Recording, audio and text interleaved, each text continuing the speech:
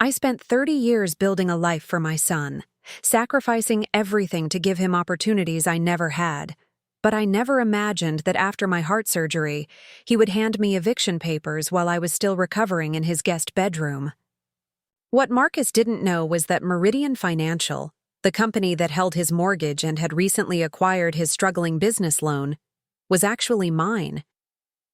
I'd been quietly watching his financial decisions for years, protecting him from himself without him even knowing.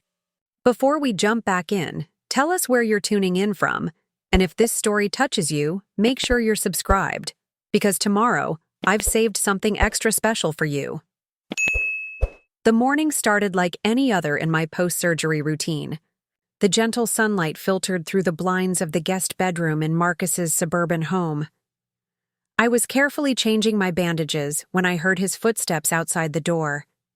3 weeks had passed since my triple bypass, and though the doctors had warned about a long recovery, I'd been making steady progress. "Mom? You decent?" Marcus called through the door, his voice oddly formal. "Come in, sweetheart," I said, adjusting my robe over my shoulders. The door opened, and Marcus stood there in his perfectly pressed suit, looking every bit the successful real estate developer he portrayed himself to be. At 42, he had my eyes, deep brown with flecks of amber, but his father's imposing height and broad shoulders. The resemblance sometimes caught me off guard, even 20 years after Richard's passing. "How are you feeling today?" Marcus asked, though his eyes didn't quite meet mine.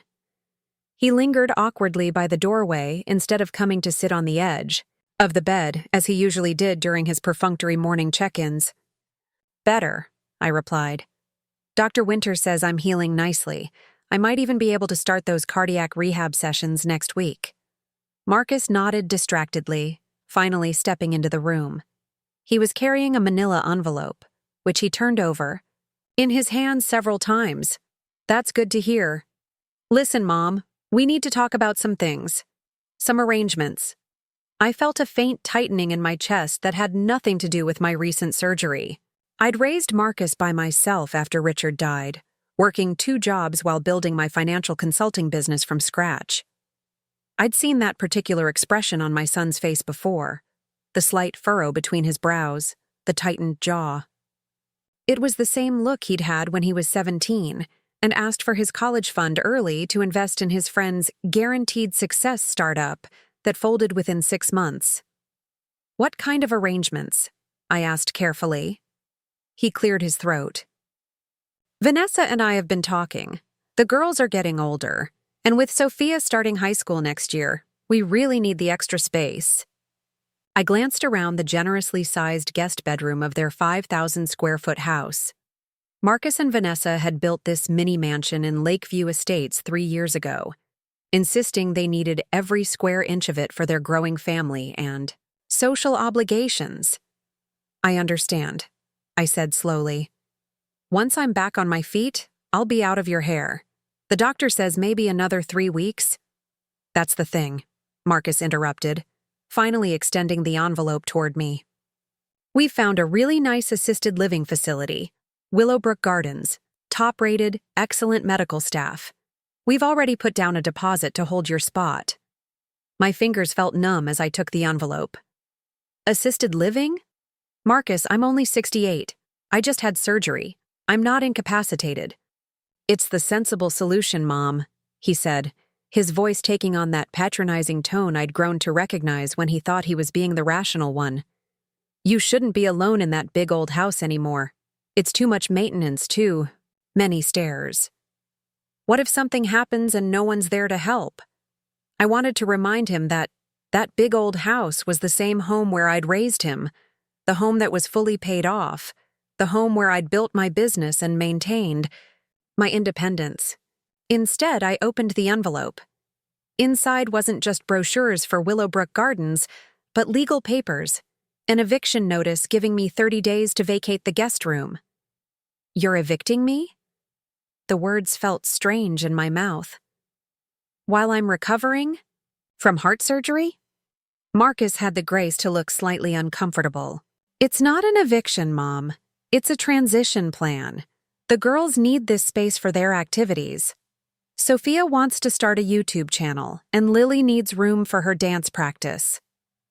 I stared at my son, this stranger in an expensive suit who had once been the little boy I'd comforted after nightmares, the teenager I'd taught to drive, the young man whose first apartment security deposit I'd covered without hesitation. "Where's Vanessa?" I asked quietly. "At her Pilates class. She thought it would be better if I spoke to you alone." Of course she did. My daughter-in-law had always been careful to maintain plausible deniability when it came to family conflicts. Always the concerned in-law in public, while privately pushing Marcus toward decisions that benefited her vision of their life. "I see." I carefully refolded the papers and placed them back in the envelope. "And when exactly am I expected to make this transition?" "The room at Willowbrook will be ready next Monday. We've hired movers to pack up whatever you need from your house. The rest we can sell or donate." "Sell my things?" I felt a surge of anger that made the surgical scar on my chest throb. "You've decided to sell my possessions?" Marcus straightened, adjusting his tie. "Mom, be reasonable. Your house has 4 bedrooms. Willowbrook gives you a nice studio apartment. You can't take everything." I thought about my home, not just the furniture or clothing, but the lifetime of memories. Richard's study, preserved, just as he'd left it. My garden that I'd nurtured for decades. The office where I'd built Meridian Financial from nothing, carefully keeping my ownership private through layers of corporate structures. Marcus knew nothing about Meridian. To him, I was just his retired mother who'd once had some kind of office, job. He had no idea that the seemingly inconsequential financial consulting business I'd started had grown into one of the largest private mortgage servicing companies in the state, or that 3 months ago, when his business loan was about to default, I'd quietly arranged for Meridian to acquire it, giving him more favorable terms without him ever knowing the connection. "I need some time to think about this," I said finally. "There's not much to think about, Mom. It's all arranged." Marcus glanced at his watch. "I've got a meeting with the bank at 10. Something about my business loan moving to a new servicer again. These financial companies keep getting shuffled around. If only he knew." I watched my son walk out, closing the door behind him. The irony would have been amusing if it weren't so painful. The son who was evicting me from his home had no idea that I owned the company that held both his overpriced mortgage and his struggling business loan. I reached for my phone on the nightstand, wincing at the pull on my stitches. I had a call to make to my assistant at Meridian. It was time to reconsider those favorable terms I'd arranged for my ungrateful son. If Marcus wanted to treat me like a burden to be discarded, perhaps it was time he learned exactly who he was dealing with. I waited until I heard the front door close and Marcus's luxury sedan pull out of the driveway before slowly making my way downstairs. The house was silent. Vanessa wouldn't return from her Pilates class for at least another hour. I needed that time to think, to plan. The kitchen was immaculate, all gleaming granite and stainless steel appliances that looked barely used. Vanessa preferred eating out or ordering in, claiming cooking was outdated for modern professional women. I smiled faintly, remembering how I'd managed to cook homemade meals for Marcus almost every night, even while working 60-hour weeks to build my business. I made myself a cup of tea and sat at the island, pulling my phone from my robe pocket. 3 quick taps, and I was connected to Janet, my executive assistant at Meridian for the past 15 years. "Eleanor, how are you feeling?" Janet's familiar voice was warm with concern. "I've been meaning to stop by, but I didn't want to reveal anything to your son.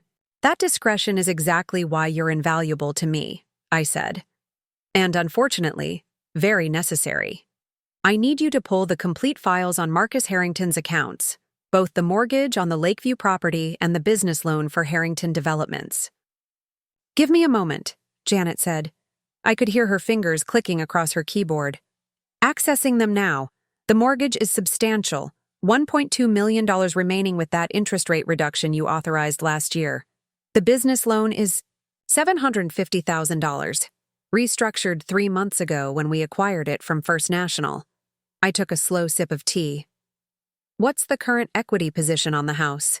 Based on recent appraisals, they're underwater by about $200,000. They took out that second mortgage for the pool and home theater renovation last summer, remember?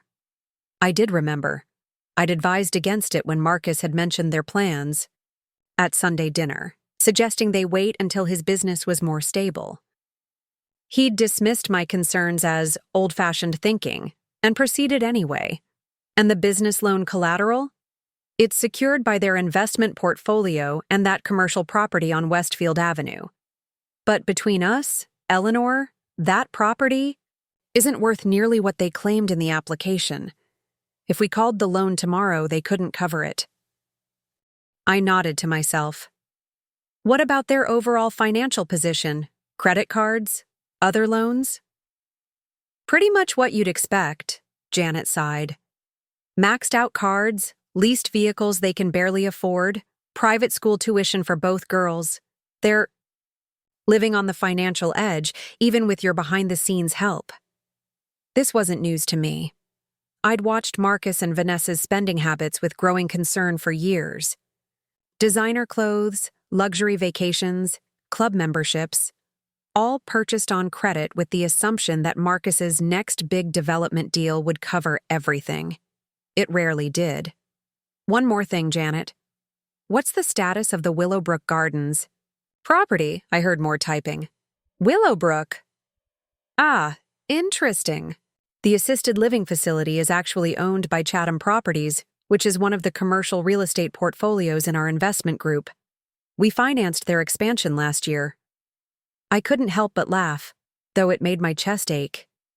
So my son is trying to move me into a facility that I technically own a significant stake in? Appears so, Janet replied. Eleanor, what exactly is going on? I briefly explained the morning's events, including the eviction notice and Marcus's plans to sell my possessions. That ungrateful little... Janet rarely lost her professional demeanor, but her loyalty to me ran deep. What do you want to do? I'm not entirely sure yet, I admitted. But I need you to freeze any special considerations on both the mortgage and business loan. Return them to standard terms, effective immediately. Consider it done, Janet said. Anything else? Yes.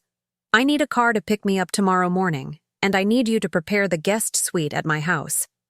I'll be returning home earlier than planned. But Eleanor, your recovery will continue at my own house with appropriate nursing care, I said firmly. Also, contact Philip at the law firm. I need to review my estate planning documents as soon as possible. After finishing the call, I sat quietly, watching sunlight dance across the kitchen floor. My heart felt heavy, and not just from the surgery. Where had I gone wrong with Marcus? When had he transformed from the thoughtful boy who made me handmade birthday cards into this materialistic man who saw me as a burden? I slowly made my way back upstairs, each step a reminder of my physical vulnerability. In the guest room, I began carefully gathering my belongings, taking inventory of what I'd brought for my supposed 2-month recovery stay. Now I'd be leaving after just 3 weeks. I packed methodically, the way I'd learned to approach all problems in my life, with calm deliberation and careful planning. The sound of the front door opening announced Vanessa's return. Her voice drifted up from downstairs as she talked loudly on her phone. Yes, next Monday. The old lady's finally being moved to Willowbrook. I know, I've been counting down the days. Do you know she actually asked the housekeeper to make chicken soup from scratch? Like we're living in the 1950s or something. I paused in my packing, listening to my daughter-in-law laugh about me with whoever was on the other end of the call. Preparing and narrating this story took us a lot of time, so if you are enjoying it, subscribe to our channel. It means a lot to us. Now, back to the story. The best part is, Marcus finally convinced her it's for her own good. You know how she is? always going on about independence and managing on her. Own, please. She can barely walk up the stairs without getting winded. That heart condition is the perfect excuse to get her settled somewhere with supervision. My hand instinctively went to my chest, feeling the bandages beneath my nightgown. My heart condition was a triple bypass after years of working myself to the bone, partly to build my company, but largely to provide for Marcus after his father died. Anyway, Vanessa continued, once she's at Willowbrook, we can finally convert that room into Sophia's vlogging studio. I've already ordered the lighting equipment and that backdrop thing all the influencers use. My daughter's going to be a star, I just know it. I sank onto the edge of the bed, suddenly feeling every one of my 68 years. It wasn't just Marcus who saw me as disposable, it was his entire household. I was simply an inconvenience to be managed, an obstacle to their lifestyle aspirations. The unfairness of it all washed over me. I'd spent my life making sacrifices for my son, building a business that now helped countless families achieve financial stability through fair lending practices. Meridian Financial had become known in the industry for its compassionate approach to mortgage servicing, an approach I'd insisted on from the beginning. And here I was, being discarded by the very person I'd sacrificed everything for. I reached for the bottle of heart medication on the nightstand, carefully measuring out my prescribed dose. As I swallowed the pills, I made a decision. I wouldn't confront Marcus and Vanessa, not directly, not yet. That would only lead to denials, perhaps even false remorse. No, this situation called for something more meaningful than a heated confrontation. Marcus needed to understand the true value of compassion and support, lessons he'd clearly forgotten. And there was no better teacher than consequence. I heard Vanessa coming up the stairs, still chatting on her phone. Quickly, I slipped back into bed and closed my eyes, feigning sleep. The door creaked open slightly. She's sleeping, Vanessa whispered to her caller. I swear that's all she does, sleeps and complains about her incision hurting, like she's the first person ever to have heart surgery. The door closed again, and I opened my eyes, a new resolve strengthening my spirit. Tomorrow I would return to my home, and then I would begin carefully dismantling the financial safety net I'd quietly maintained for my son all these years, not out of vengeance, but out of necessity. Sometimes, the kindest thing a parent can do is to let their child face the reality of their own choices. The following morning, I woke before sunrise. Years of early mornings had ingrained the habit, even during my recovery. I dressed carefully in a simple blouse and slacks rather than the loungewear I'd been wearing since the surgery. Today was about reclaiming my dignity. When the doorbell rang precisely at 7:30 a.m., I was ready, my small suitcase packed beside me. I opened the guest room door to find Vanessa in the hallway, still in her silk pajamas, hair disheveled and face marked with confusion. "Who on earth is that at this hour?" she demanded, as if I'd personally orchestrated an inconvenience to her. "That would be my driver," I replied calmly, wheeling my suitcase past her. She blinked, processing my appearance. "Driver? What driver? Where do you think you're going?" "Home," I said simply, continuing toward the stairs. "Home? But we discussed this. You're moving to Willowbrook on Monday. Marcus has already arranged everything." I paused at the top of the staircase, turning to face her. "I appreciate the concern, but I'll be continuing my recovery in my own home." Vanessa's perfectly sculpted eyebrows drew together. "That's ridiculous. You can't be alone right now. What if something happens? Who's going to take care of you?" "I've arranged for a home health nurse to visit daily, and I have a fully equipped medical alert system." I began descending the stairs carefully, one hand firmly on the railing.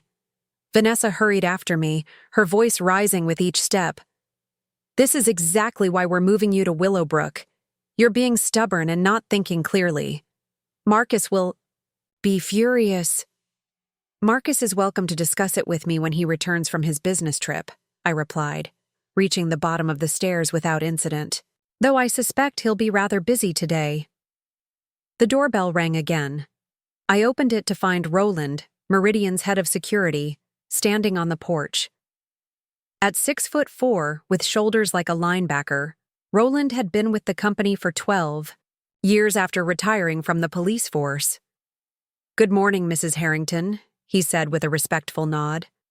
"Your car is ready." "Thank you, Roland." I handed him my suitcase. Vanessa appeared behind me, her face flushed with anger. "Who is this man? What's going on, Eleanor?" "This is Roland, a colleague of mine," I said, deliberately vague. "He's helping me get home safely." "A colleague? From your retirement?" Suspicion crept into her voice. "What aren't you telling us?" I turned to face my daughter-in-law fully. "There's a great deal I haven't told you, Vanessa, but that was my choice, not an obligation. Now, if you'll excuse me. You can't just leave. What am I supposed to tell Marcus?" I paused at the threshold. "Tell him I received his message loud and clear, and that I'll be responding in kind very soon." Roland helped me into the back seat of the sleek black sedan, and we pulled away from the curb. In the rearview mirror, I could see Vanessa standing. In the doorway, her phone already pressed to her ear, no doubt calling Marcus in a panic. "Everything all right, Mrs. Harrington?" Roland asked, his eyes meeting mine in the mirror. "It will be," I said, watching my son's house disappear around the corner. "It will be." The drive to my home took 20 minutes, through tree-lined streets, and past the small downtown area where I'd opened my first office decades ago. My house came into view. Not as grand as Marcus's mini mansion, but a stately colonial that Richard and I had purchased when Marcus was just a toddler. The sight of it, with its wraparound porch and mature oak trees, filled me with a sense of homecoming I hadn't realized I'd been missing. Janet was waiting on the porch, alongside a woman in scrubs I didn't recognize. As Roland helped me from the car, Janet rushed forward. "Welcome home, Eleanor," she said, giving me a gentle hug mindful of my healing chest. "This is Nurse Abigail. She'll be overseeing your home care." Nurse Abigail stepped forward with a warm smile. "Mrs. Harrington, I've set up everything you'll need in the master bedroom. I understand you're recovering from bypass surgery?" I nodded, allowing them to guide me inside. My home was exactly as I'd left it, but Janet had added fresh flowers in the entryway and opened the windows to let in the spring breeze. "Now," Janet said once I was settled in my favorite armchair in the living room, "are you ready to hear about the morning's developments? I assume Marcus has received some unexpected news?" I accepted the cup of tea Nurse Abigail handed me. Janet's professional demeanor cracked slightly with a satisfied smile. "Oh yes. The notifications about the mortgage and business loan adjustments were sent at 8 a.m. sharp. His banker called him during his morning meeting with those potential investors from Chicago." I sipped my tea thoughtfully. And he's been trying to reach anyone, at Meridian for the last hour. According to our receptionist, he's becoming increasingly distressed." I nodded. "Have Gregory call him back at noon. Tell him to explain the standard terms now being applied to his accounts. But don't mention any connection to me." "Already arranged," Janet confirmed. "There's more, though. We've received notification that the commercial property he used as collateral for the business loan has some significant code violations that weren't disclosed during the application process." This was news to me. "What kind of violations?" "Electrical primarily, but also some structural issues with the parking garage. The city inspector's report came in yesterday. It appears Marcus has been postponing required improvements for over a year." I sighed deeply. For all his talk about being a visionary developer, my son had always looked for shortcuts.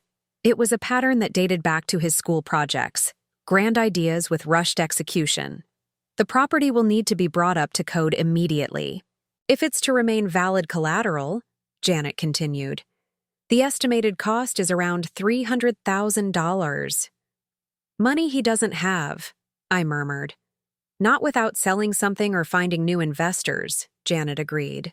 What would you like us to do? I considered the question carefully. My goal wasn't to destroy my son's business or ruin him financially. I wanted him to understand consequences, to recognize the value of the support he'd taken for granted and discarded so easily. Send a formal notice requiring the property to be brought up to code within 45 days, or we'll have to reappraise the collateral value and potentially call part of the loan due, I decided. That's standard procedure. Nothing more, nothing less. Janet made a note on her tablet. Understood. Also, Philip from legal will be here at 2 o'clock to discuss your estate planning. Nurse Abigail, who had been discreetly checking my vitals, while we talked, interjected gently. Mrs. Harrington, I recommend you rest before any more meetings today. Your blood pressure is a bit elevated. I nodded, suddenly feeling the weight of the morning's activities. You're right. I think I'll lie down for a while. As Janet and Roland prepared to leave, my phone rang. Marcus's name flashed on the screen. I let it go to voicemail. A moment later, a text appeared. Mom, where are you? Vanessa said you left. Call me immediately. It was followed by another. Something's wrong with my business loan and mortgage. Did you say something to the bank before? You left? Call me. And another. Mom, this is serious. I need your help with this bank situation. Please call me back. I handed the phone to Janet. Please hold all calls from Marcus and Vanessa until tomorrow. I need today to rest and plan. After they left, Nurse Abigail helped me to my bedroom, the same room I'd shared with Richard until his death, the room where I'd sat up countless nights reviewing contracts and loan portfolios while building my business. It was my sanctuary, and now my healing place. As I settled into bed, my thoughts turned to the small family photo on my nightstand. It showed Marcus at his college graduation, standing between Richard and me, all of us beaming with pride. He had been so full of potential then, so seemingly appreciative of the opportunities we'd provided. Where had that young man gone? Had I enabled his worst tendencies by silently protecting him from financial missteps all these years? Perhaps my well-intentioned safety net had become a disservice, preventing him from developing the character that comes from facing genuine hardship. I closed my eyes, feeling a complex mix of sadness and resolve. Tomorrow would bring difficult conversations, but also opportunities for truth. After decades of working behind the scenes, it was finally time to step into the light, to reveal not just my ownership of Meridian Financial, but my expectations for the son who had benefited from my life's work, without ever truly understanding its value. I slept deeply that afternoon, the comfort of my own bed a balm after weeks in Marcus's impersonal guest room. When I woke, the afternoon sun was casting long shadows across my bedroom floor. Nurse Abigail had left a note saying she'd return in the evening to help with my medication, and that Janet had rescheduled my meeting with Philip until the following day. The house was quiet, a silence I'd grown accustomed to over the years since Richard's passing. But today, it felt different. Not lonely, but peaceful. I made my way carefully downstairs to my study, a room Marcus had never shown much interest in. Behind the antique mahogany desk, I pressed a hidden switch that revealed a small wall safe. Old-fashioned, perhaps, but some documents were too important to trust to digital storage alone. I entered the combination and retrieved a worn leather portfolio. Inside were the original incorporation documents for Meridian Financial, along with the complex ownership structure I'd established decades ago. Eleanor Harrington was listed nowhere on the public-facing documents. Instead, the company was technically owned by Kingsley Holdings, which in turn was owned by Westbrook Trust, an entity I controlled completely. I'd created this labyrinthine structure partly for tax purposes, but largely because I never wanted Marcus to feel entitled to my business success. I wanted him to build his own path, to earn his own achievements. Oh, the irony of how that had turned out. My phone buzzed with a text from Janet. Marcus has called the office 17 times. Gregory spoke with him as instructed. Meeting scheduled for tomorrow at 10 a.m. I texted back, "Will I be attending?" "Not initially," Janet replied. "Gregory will explain the situation first. You can join if you choose." Perfect. I wanted Marcus to understand the business implications before confronting the personal betrayal. It would be harder for him to dismiss or emotionally manipulate the situation if he was already facing the professional consequences. I was reviewing some recent acquisition documents when the doorbell rang. Through the security camera feed on my tablet, I saw Marcus standing on my porch, his normally confident posture replaced by agitated pacing. I wasn't ready for this confrontation. Not yet. I pressed the intercom button. "Marcus," he spun toward the door. "Mom, open up. We need to talk." "I'm resting, as my doctor advised," I replied calmly. "I believe you have a meeting scheduled at Meridian Financial tomorrow morning. We can speak afterward." His face contorted with frustration. "What does my banking issue have to do with you? I need to make sure you're okay after leaving so suddenly. Vanessa said you just took off with some strange man. Roland is a colleague, hardly a stranger. And I'm perfectly fine in my own home, with professional nursing care." "This is ridiculous!" Marcus slammed his palm against the door. "Let me in! You can't avoid me in your condition." "My condition doesn't negate my right to privacy, Marcus. Please respect my wishes and leave. We'll talk tomorrow." "Mom!" His voice cracked slightly. "The bank is threatening to reappraise my business property. They're saying there are code violations. My mortgage payment just jumped by $1,200 a month. I need your help." There it was, the real reason for his visit. Not concern for my health, but concern for his finances. "I'm sorry you're having difficulties," I said, my voice steady. "But I suggest you review the original terms of your agreements. It sounds like your preferential rates may have expired." "Expired? They can't just change terms without warning. Actually, if you read your documents carefully, they can adjust rates based on a variety of factors, including property maintenance and undisclosed code violations." There was a pause as he processed my unexpectedly specific knowledge. "How do you know so much about my loan terms?" Suspicion crept into his voice. "I worked in financial services for 40 years, Marcus. These are standard provisions." He ran a hand through his perfectly styled hair, disheveling it in a way that suddenly made him look younger, more like the boy I remembered. "Please, Mom." "I don't understand what's happening. First you leave without warning. Now all my financial arrangements are falling apart on the same day. Are you angry about Willowbrook? We can discuss other options."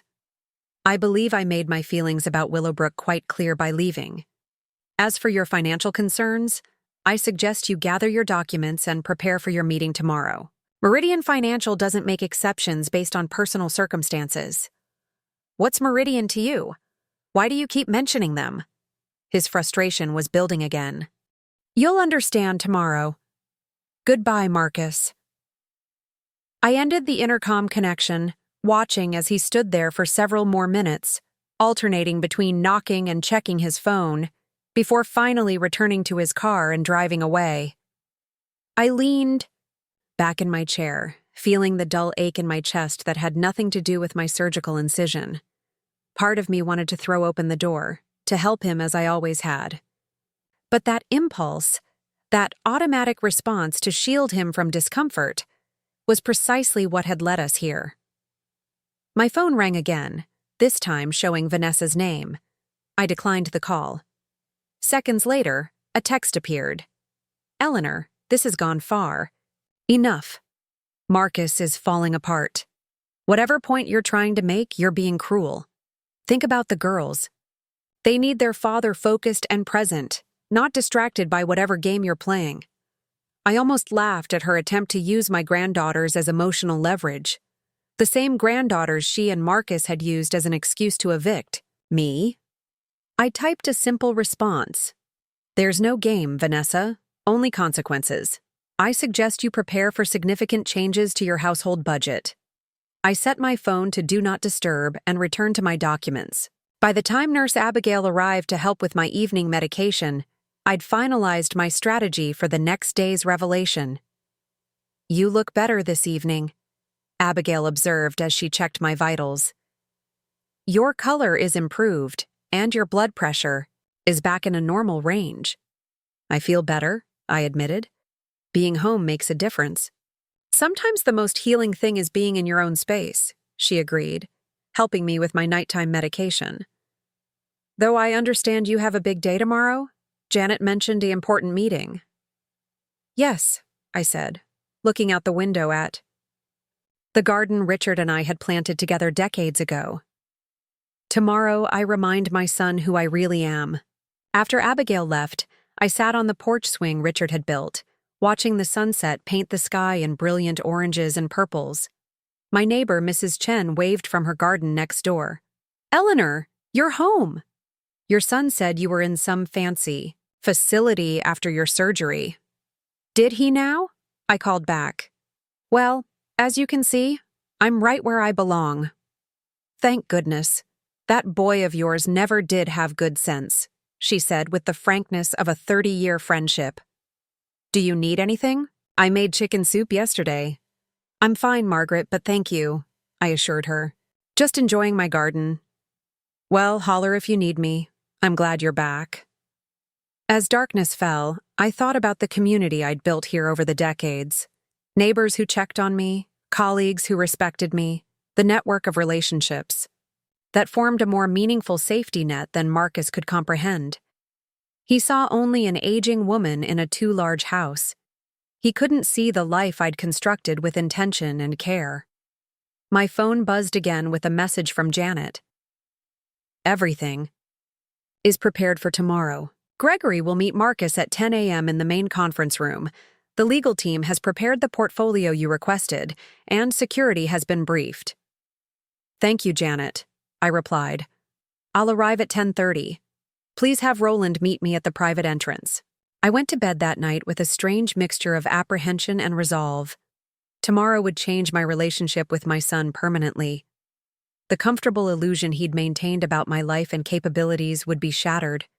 He would finally see me not as his safety net or an inconvenient obligation, but as the accomplished businesswoman I'd always been. The question that kept circling in my mind as I drifted off to sleep wasn't whether I was doing the right thing. I was certain of that. The question was whether Marcus would be able to recognize his opportunity for growth, or if his sense of entitlement had become too deeply ingrained to overcome. Either way, after tomorrow, nothing between us would ever be the same again. Morning. Arrived with a soft rain pattering against my bedroom windows. I took my time dressing for the day, selecting a tailored charcoal suit I hadn't worn since before my surgery. It had been my armor during countless negotiations and board meetings over the years, practical, professional, and subtly powerful, without being ostentatious. Today, I needed that familiar sense of authority. Nurse Abigail arrived at 8 a.m. to check my vitals and help change my surgical dressing. "Your recovery is progressing nicely," she said, applying a fresh bandage to my chest. "But I'm concerned about today's meeting. Stress isn't ideal for cardiac patients." "I understand the risks," I assured her, "but some matters can't be postponed." She nodded reluctantly. "Just promise me you'll take it easy. If you feel any chest pain, shortness of breath, or unusual fatigue, I'll signal Roland immediately," I promised. "He'll be with me throughout the meeting." After Abigail left, I called a car service and made my way to Meridian Financial's headquarters downtown. The 15-story building with its sleek glass facade never failed to fill me with a quiet pride. I'd started the company in a tiny rented office with just 2 employees. Now, Meridian employed over 300 people and managed billions in assets. Roland met me at the private entrance as arranged, escorting me to the executive elevator that would take us directly to the top floor. "Gregory called," he informed me as the elevator ascended.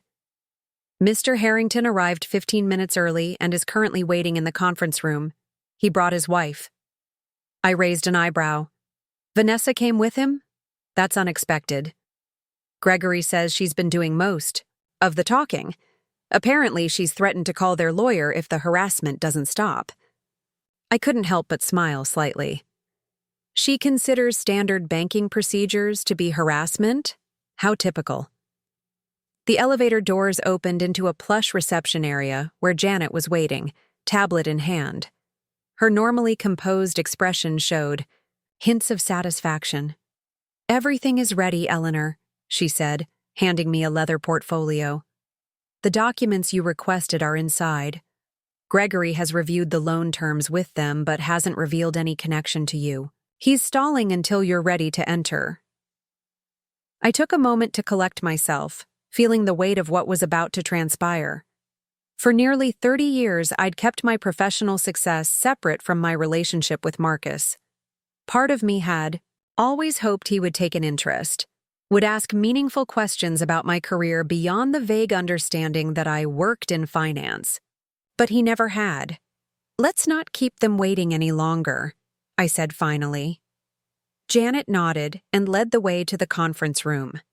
Through the glass walls, I could see Marcus and Vanessa sitting at the large mahogany table. Gregory, Meridian's head of lending, sat across from them, his expression professionally neutral despite what appeared to be Vanessa's animated complaints. Marcus looked pale, his normally confident posture replaced by a tense rigidity. Janet opened the door and announced simply, "Mrs. Harrington has arrived." 3 heads turned toward me as I entered, Gregory's with respectful acknowledgement, Marcus and Vanessa's with complete confusion. "Mom?" Marcus stood abruptly. "What are you doing here? We're in the middle of an important meeting." "I'm aware," I replied calmly, taking a seat at the head of the table.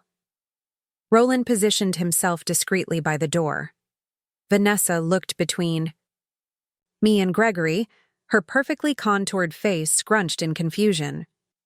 "Is this some kind of joke? We're here to discuss serious financial matters with Meridian's management."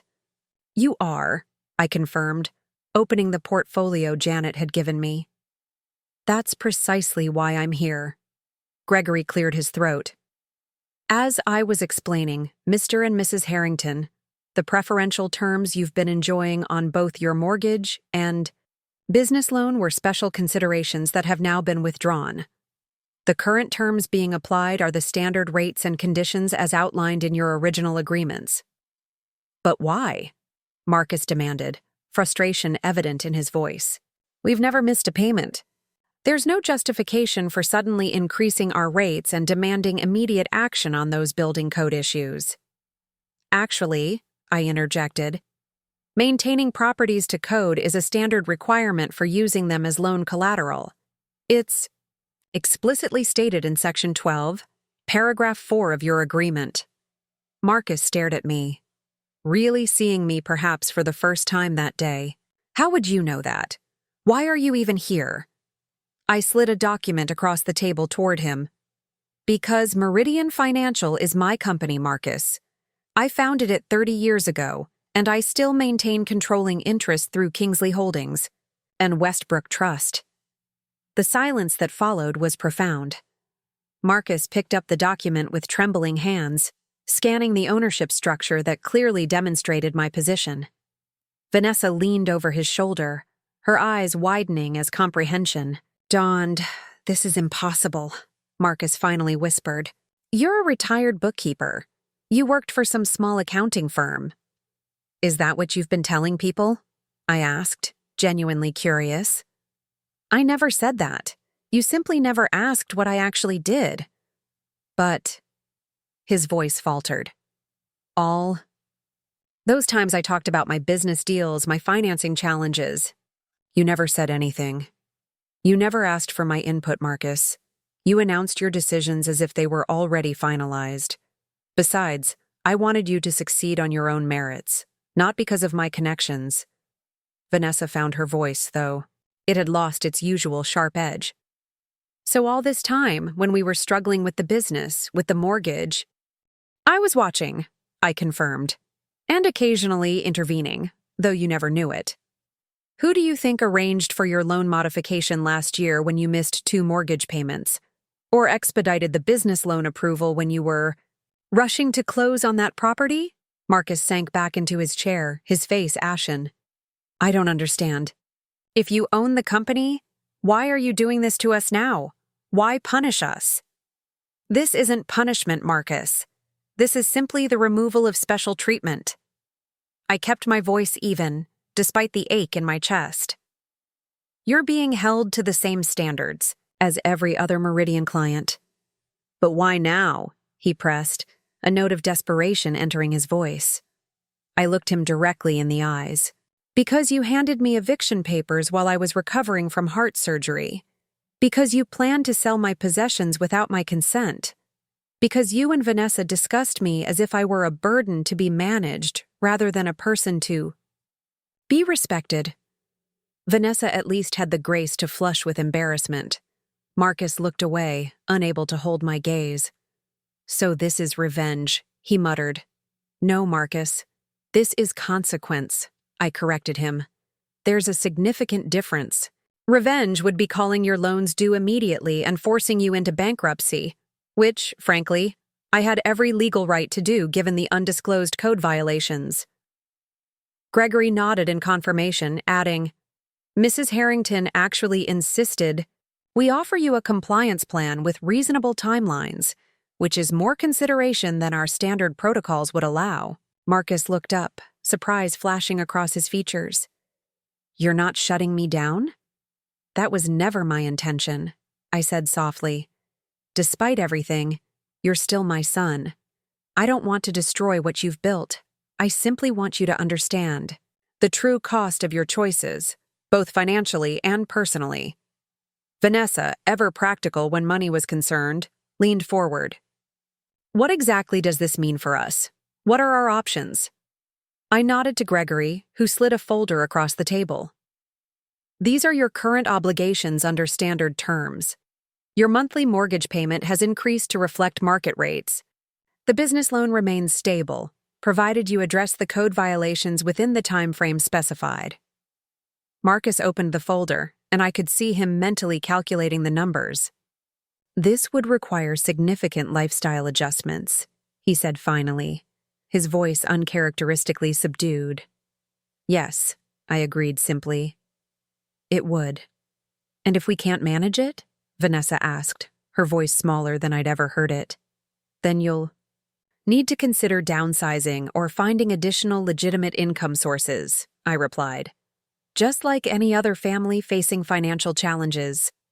The reality of their situation was finally sinking in. I could see it in their expressions, the dawning comprehension that the safety net they never knew existed had been removed, and they were now truly facing the consequences of their financial decisions for the first time. I never meant, Marcus began, then stopped, seeming unsure how to continue. We should discuss this privately, I said, rising from my chair. Gregory, thank you for your time.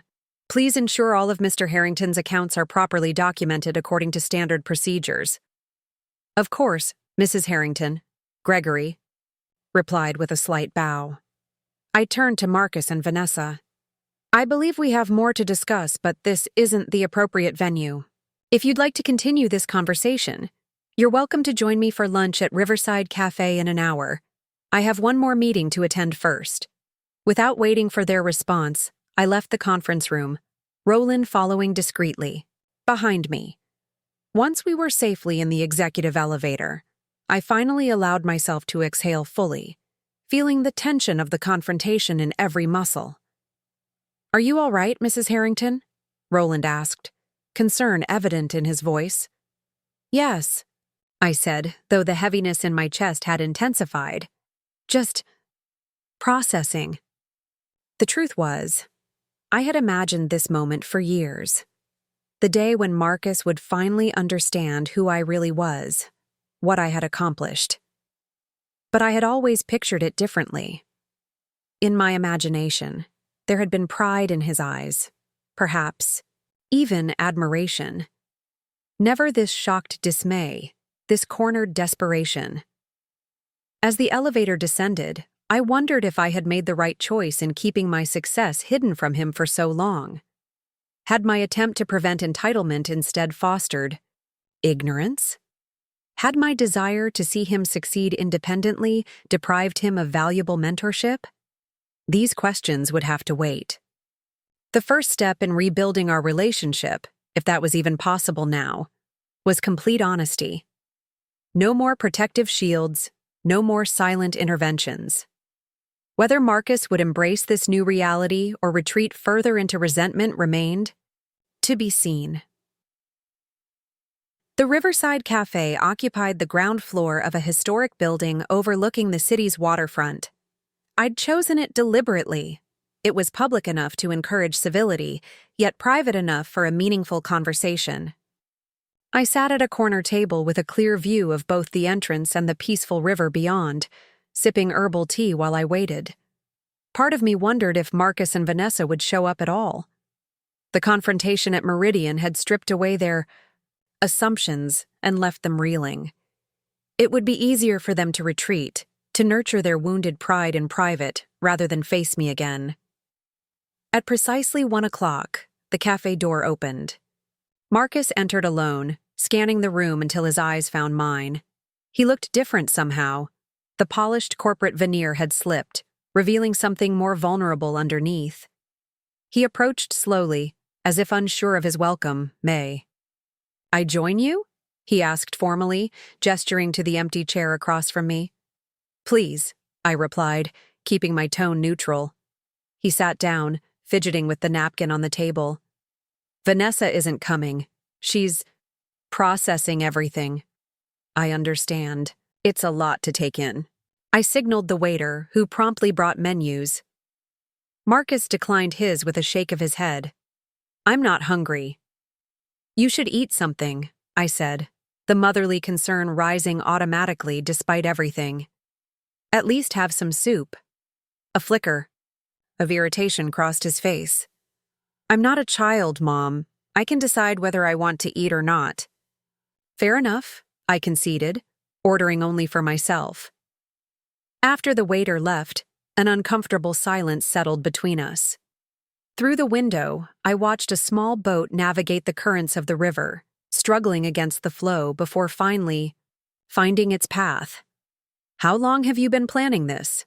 Marcus finally asked, his voice low. "Planning what, exactly?"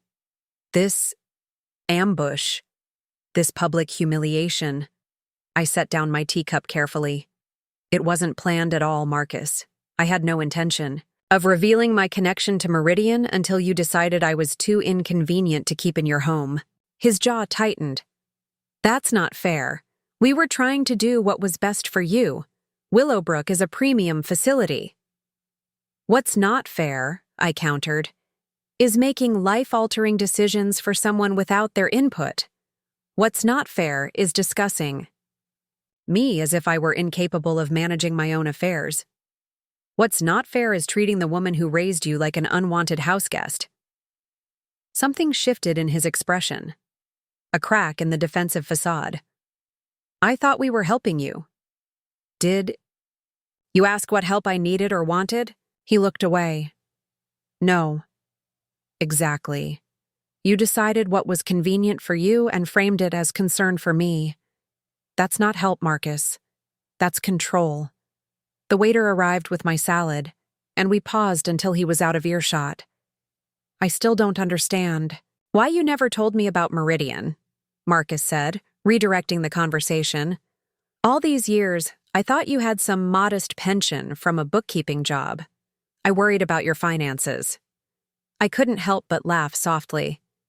"You worried about my finances? While I was secretly ensuring yours remained stable despite your overspending?" He had the grace to look embarrassed. "If I'd known—" "What?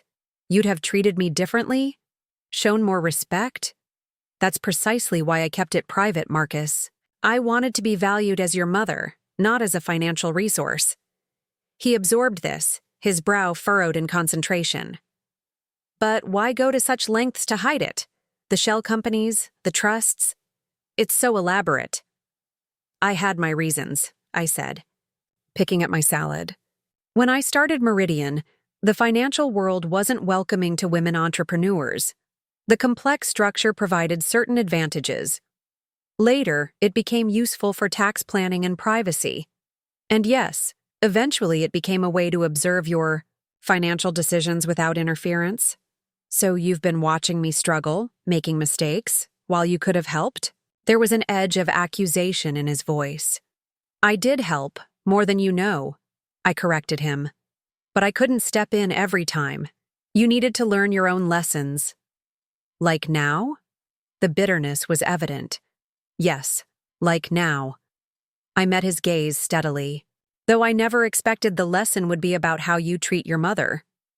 He fell silent again, staring out at the river. I continued eating, allowing him the space to process. What happens next? He finally asked, his voice quieter. With the loans with Meridian, with us? I set down my fork, considering my words carefully. Professionally, nothing changes from what Gregory explained. Your accounts will be maintained according to standard terms.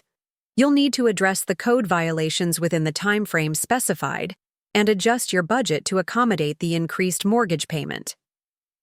And personally? This was the harder question, the one I'd been wrestling with myself. That depends on you, Marcus. On whether you can see me as I truly am, not as the convenient maternal figure you've constructed in your mind. And what about how you see me? He challenged. You've been judging my financial decisions, my lifestyle choices, all without me knowing. How is that fair? Perhaps it wasn't, I admitted. We've both made mistakes in our relationship. The difference is, I'm willing to acknowledge mine.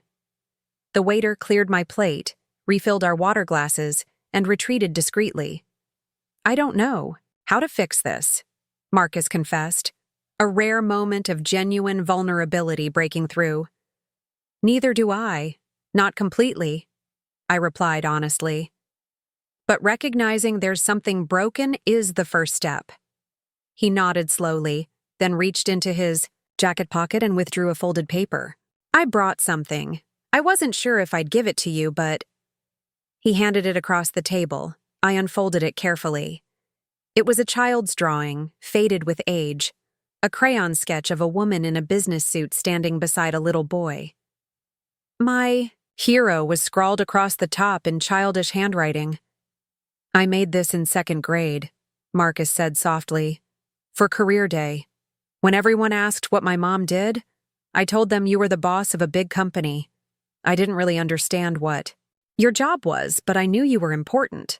You wore suits and carried a briefcase, and people called you for advice. I stared at the drawing, memories flooding back. I remember this. You gave it to me for Mother's Day. You kept it on your desk for years, he continued. Then one day it was gone. I thought you'd thrown it away. No, I shook my head. I moved it to my home office when you started bringing friends home from college. I thought you might be embarrassed by it. I forgot about it, to be honest, he admitted. Found it yesterday in a box of old school things in our storage room. Made me remember how proud I used to be, telling everyone my mom was a businesswoman. I felt a tightness in my throat. What changed, Marcus? He shrugged helplessly. I don't know. Life. Time. Success came easily for me early on, and then... He trailed off. And then it didn't. I finished for him. That's usually when we discover who we truly are. I'm not sure I like who I've become, he said so quietly I almost didn't hear him. It was the most honest thing he'd said to me in years. Then change, I said simply. It's never too late. He finally looked up, meeting my eyes directly. The code violations at the property, they're worse than I admitted to Meridian. The contractors estimate closer to $450,000 to bring everything up to standard. With the increased mortgage payment, I'm not sure we can manage it. What about downsizing? The house in Lakeview is far larger than you need. He winced. Vanessa would never agree. Our address, our lifestyle, it's everything to her. Then perhaps this is a conversation you need to have with your wife, I suggested gently. About priorities, values, what truly matters. Like the conversation I should have had with you instead of arranging Willowbrook behind your back, he acknowledged. Exactly. Marcus rubbed his temples, looking suddenly exhausted. I don't know how to start over, Mom. I don't know how to be the son you deserve. You begin by seeing me as I am, I said. Not as an obligation or a resource, but as a person with my own life, my own accomplishments, my own agency. And I'll try to do the same for you, to see the man you are, not just the boy I raised. For the first time since he'd arrived, Marcus smiled faintly. The woman I am looking at right now is pretty intimidating, you know. CEO, financial mastermind, strategic genius. Makes me wonder if I inherited any of those qualities at all. You did, I assured him. You've just been using them to navigate the wrong priorities. The check arrived, and I reached for it automatically. Let me, Marcus said, his hand covering mine on the table. Please, it's a very small start, but it's something. I nodded and withdrew my hand, watching as he settled the bill. As we stood to leave, he hesitated. Would you be willing to come see the girls this weekend? They've been asking about you. I didn't know what to tell them when you left so suddenly. Tell them the truth, I suggested. In age-appropriate ways, of course. That Grandma needed to be in her own home to recover properly. That sometimes adults make mistakes in how they treat each other, but they can learn and do better. He nodded thoughtfully. And about Meridian? About who you really are? I considered this. Yes. Tell them that too. They should know their grandmother built something meaningful. Girls need those examples.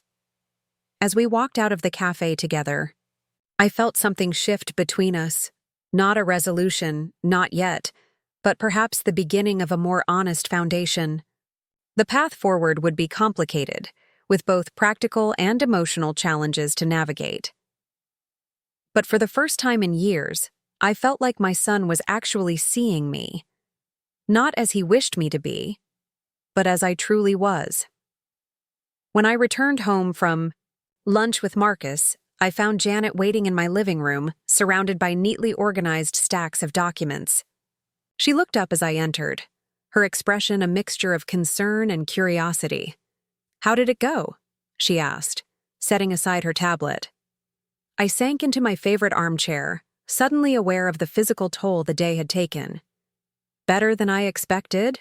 Worse than I hoped. We're talking, at least. That's something, she acknowledged. Did he take responsibility for his actions? He's starting to, I said, thinking of the vulnerability Marcus had shown at the cafe. It's a process. Janet nodded. Though I could see skepticism in her eyes. She'd witnessed years of Marcus's entitled behavior from the sidelines, always professional but undoubtedly forming her own opinions. I've prepared the documents for your meeting with Philip, she said, changing the subject. He'll be here at 4 to discuss your estate planning revisions. Thank you. I glanced at the imposing stacks of paper. Is all of this necessary? Unfortunately, yes. Restructuring your holdings while maintaining the operational integrity of Meridian requires significant documentation. She hesitated. Eleanor, are you certain about these changes? They're substantial. I'm certain, I said firmly. Today reinforced what I've been considering for months. It's time. She nodded, accepting my decision without further question, one of the many reasons I valued her so highly. Will you need me to stay for the meeting with Philip? No, I can manage. You've done more than enough today. I smiled gratefully. Go home to your family, Janet. I have a feeling tomorrow will be equally demanding. After she left, I rested, briefly before Nurse Abigail arrived for my afternoon checkup. She frowned slightly as she took my blood pressure. It's elevated, she noted. I understand you had an important meeting today, but you need to be mindful of your recovery. I know, I acknowledged. Tomorrow will be quieter. See that it is, she said firmly. Your body needs rest to heal properly. She helped me change my bandages and reviewed my medication schedule before departing, leaving me with strict instructions to take it easy for the remainder of the day. Philip arrived promptly at 4, his gray suit as impeccably tailored as always. For 30 years, he'd been my trusted legal advisor, helping me navigate the complex structures I'd created for Meridian and my personal assets. Janet briefed me on today's events, he said as he settled at my dining room table. Quite the revelation. For your son. Long overdue, I admitted. But that's not why I asked you here. No, I understand you want to discuss significant changes to your estate plan. He opened his briefcase and extracted several documents. Are you certain this is the right time? Major decisions after emotional events can sometimes lead to regrets. I appreciated his caution. This isn't a reactive decision, Philip. I've been contemplating these changes for months. Today simply confirmed their necessity. He nodded, accepting my assurance. Then let's review what you have in mind. For the next 2 hours, we meticulously worked through the restructuring of my estate plan. The changes weren't punitive. I wasn't disinheriting Marcus or cutting him out of my legacy. Instead, I was creating a more thoughtful structure that would benefit him while encouraging responsibility. So, to summarize, Philip said as we finalized the details, you're establishing a series of milestone-based trusts for Marcus and his family. Rather than outright inheritance, they'll receive distributions based on specific achievements and responsibilities. Exactly, I confirmed. And the same structure for my granddaughter's education and future needs. And regarding Meridian itself, 20% ownership will transfer to Marcus upon completion of the executive training program and demonstration of appropriate business acumen. The remaining 80% will be held in trust, with profits directed to the charitable foundation we discussed. Philip made a final notation. It's an elegant solution, Eleanor, generous yet structured, but have you considered how Marcus will react? This is significantly different from your previous arrangement, where he would have eventually inherited controlling interest in the company. I have, I said, thinking of our conversation at the cafe. I believe that once he processes everything, he'll understand it's not a punishment, but an opportunity. The chance to earn something meaningful rather than simply receiving it. And if he doesn't see it that way, then perhaps he's not ready for the responsibility Meridian represents, I said simply. Philip gathered his papers. I'll have the final documents prepared for your signature by the end of the week. Is there anything else you'd like to address today? I hesitated, then decided to voice the concern that had been lingering since my conversation with Marcus. What? About Vanessa? Marcus mentioned she's particularly resistant to the idea of downsizing or changing their lifestyle. Philip leaned back in his chair. The daughter-in-law factor. In my experience, financial stress often reveals the true foundation of a marriage.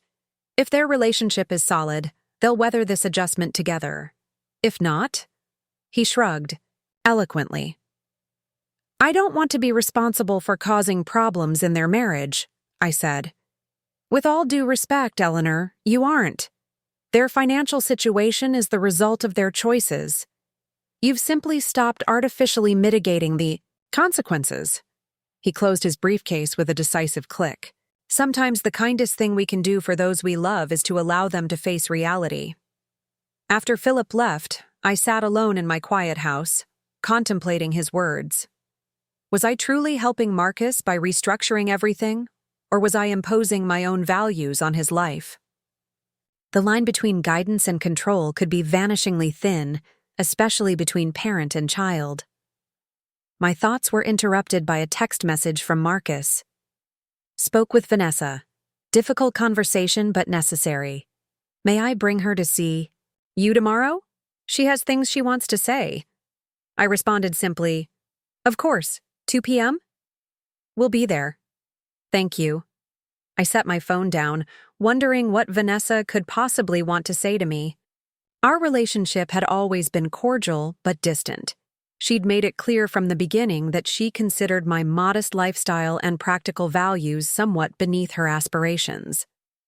Finding myself too restless to sit still, I made my way, carefully, to the backyard garden. The early evening air was fragrant with spring blossoms, and the familiar work of deadheading spent flowers and checking new growth was soothing. Gardening had always been my refuge, a pursuit where patience and consistent care yielded visible results over time. As I gently pruned a climbing rose that had been part of the garden since Richard and I first moved in, I reflected on how similar raising a child had been. Years of nurturing, guiding, pruning back where necessary, supporting growth where it showed promise. But somewhere along the way, I'd lost sight of the need to let Marcus develop his own root system, to weather his own storms without my invisible support. My neighbor Margaret Chen appeared at the fence, garden shears in hand. "Those roses are coming along beautifully this year," she observed. "Much better than mine. They just need consistent attention," I replied, smiling at her. "Like children," she said wisely. "Speaking of which, I saw your son leaving earlier. You two finally having a proper talk?" Margaret had witnessed the gradual distance growing between Marcus and me over the years, offering her quiet support without prying. "We're working on it," I admitted. "It's complicated." "Family always is." She clipped a stray branch from her side of the fence. "My daughter didn't speak to me for 3 years after I told her that fiancé of hers was bad news. Then, when he cleaned out their bank account and disappeared, suddenly mother's wisdom was back in fashion." I laughed despite myself. "I'm not sure I'd wish that particular vindication on anyone." "No, but sometimes children need to learn their own lessons, even when we can see the train coming a mile away." She tucked her shears into her apron pocket. "The trick is being there to help pick up the pieces without saying, 'I told you so.'" "Wise advice," I acknowledged. "Well, I've had practice. 4 children, 11 grandchildren. You learn a thing or two about when to speak and when to bite your tongue." She gestured toward my flowers. "Don't overdo it with that pruning. Your heart needs you to take it easy." "I promise I'm being careful." After Margaret returned to her own garden, I sat on the bench Richard had built decades ago, watching the sunset paint the sky in vibrant oranges and pinks. Tomorrow would bring another challenging conversation with Marcus and Vanessa. Then there would be the practical matters of their financial situation to address, the revised estate planning documents to sign, and eventually, decisions about Meridian's future leadership. The path forward wasn't entirely clear, but for the first time in years, it felt honest. No more silent interventions, no more hidden safety nets, no more pretending to be less than I was to preserve my son's ego or independence. I had spent decades building Meridian Financial into a company known for its integrity and fairness. Perhaps it was time to bring those same values fully into my personal life, to expect from my family the same honesty and respect I demanded in my professional dealings. As darkness settled over the garden, I made my way back inside, feeling a curious lightness despite the challenges ahead. The surgical pain in my chest seemed less pronounced, as if the emotional weight I'd been carrying had been causing its own kind of pressure. Sometimes, I reflected as I prepared for bed, the most healing step isn't a medical intervention, but simply standing in your truth, regardless of how uncomfortable that might make others. Tomorrow would test that theory when Vanessa arrived, but tonight, in the quiet of my own home, I felt more at peace than I had in years.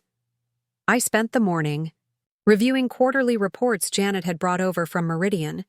Focusing on familiar financial analyses helped calm my mind before Marcus and Vanessa's visit. Nurse Abigail came for her regular check, pleased to find my blood pressure had stabilized overnight. "Much better," she noted, removing the cuff. "Whatever you did yesterday evening seems to have helped." "Just some gardening and reflection," I told her. "Sometimes the best medicine isn't medicine at all." "Don't tell the pharmaceutical companies," she quipped, packing up her equipment. Will you be having visitors today? My son and daughter-in-law are coming at 2. She nodded, making a note on my chart. I'll return after they leave. Family. Visits can be energizing. You'll need to rest afterward. Her diplomatic choice of words made me smile. I have a feeling energizing might be an understatement. After Abigail left, I took extra care with my appearance. Not out of vanity, but as armor. My tailored navy slacks and cashmere sweater projected casual confidence, a silent reminder that I wasn't an infirm old woman to be managed, but a capable professional taking time to recover. At precisely 2 o'clock, the doorbell rang. I opened it to find Marcus and Vanessa standing awkwardly on my porch. Marcus looked much as he had yesterday, slightly rumpled, the polished veneer slipping. Vanessa, however, was a surprise. Gone were the designer clothes and perfect makeup. That had been her uniform for as long as I'd known her. Instead, she wore simple jeans and a sweater, her face nearly bare of cosmetics, hair pulled back in a practical ponytail. "Please come in," I said, stepping aside to allow them entry. They followed me to the living room, where I'd arranged a tea service on the coffee table, my mother's fine china that only came out for significant occasions. This qualified. "Your house looks nice," Vanessa offered stiffly as she perched on the edge of the sofa. "It's been a while since we've visited." 3 years, I confirmed, taking my seat in the armchair opposite them. "Not since Christmas 2021. Marcus winced slightly at the precision of my memory. "Mom, Vanessa has something she wants to say to you." I turned my attention to my daughter-in-law, who was uncharacteristically fidgeting with the hem of her sweater. "I'm listening." Vanessa took a deep breath, as if steeling herself. "First, I want to apologize for how we treated you after your surgery. There's no excuse for it." Her voice, usually confident to the point of arrogance, trembled slightly. "Marcus told me everything about yesterday. About Meridian. About how you've been helping us financially without our knowledge." She paused, seeming to gather her thoughts. "I've spent the last 24 hours thinking about every interaction we've had over the years. How dismissive I've been. How I treated you like you couldn't possibly understand our sophisticated lifestyle." The air quotes she made around sophisticated were accompanied by a grimace of self-awareness I'd never seen from her before. "All the while, you were running a company that could buy and sell our world 10 times over. It's humiliating, honestly." "That was never my intention," I said quietly. "I know." She met my eyes directly, perhaps for the first time in our relationship. "That's what makes it worse. You never flaunted your success or used it to make us feel small. You could have put us in our place 100 times, but you didn't. Instead, you watched us struggle and quietly helped when things got too bad." Marcus reached over and took her hand, a gesture of support that surprised me. They'd always maintained a certain public image of perfect coupledom, but genuine moments of connection had seemed rare. "We stayed up all night talking," Marcus explained. "Really talking, maybe for the first time in years, about our finances, our choices, our values." "And?" I prompted. Vanessa straightened her shoulders. "And we've made some decisions. We're selling the house in Lakeview Estates." This was unexpected. "Are you certain? That home has been a cornerstone of your identity." "That's exactly the problem," she said with startling clarity. "We've been living for appearances, not for substance. The truth is, we've been miserable, trying to maintain that lifestyle. The constant pressure, the keeping up with neighbors and friends who probably have just as much debt as we do." She shook her head.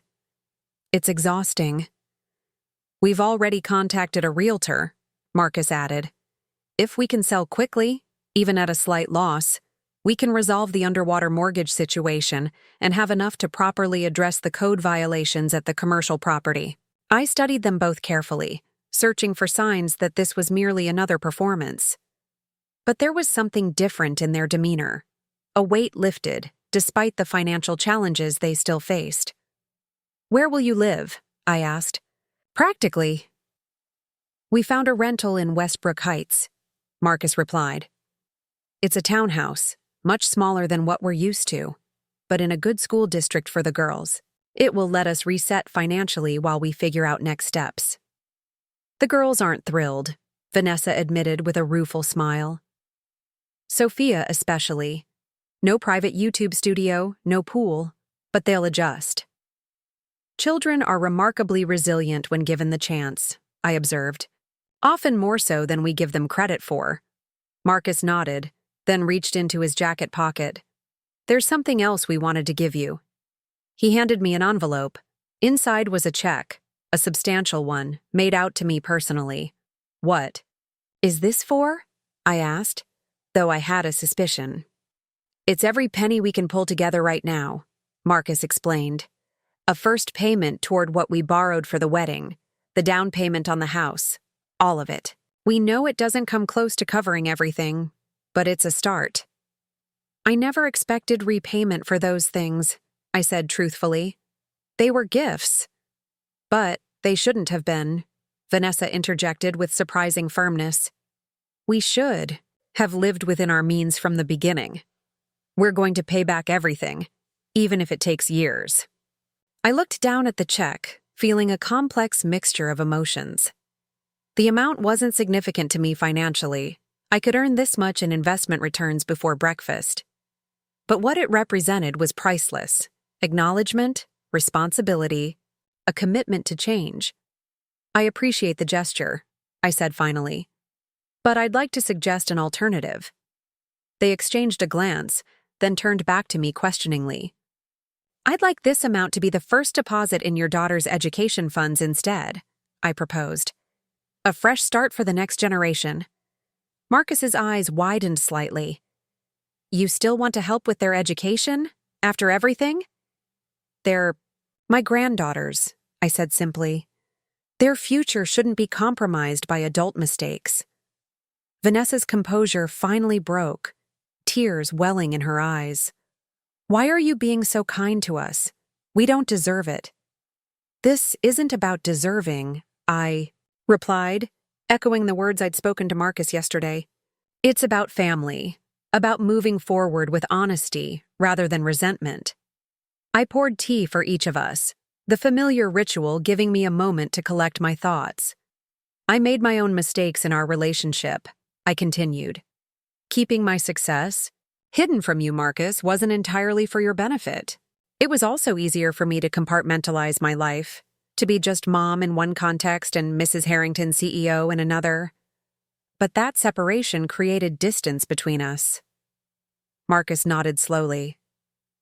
I've been thinking about that too, about how little I really know about your professional life, your accomplishments.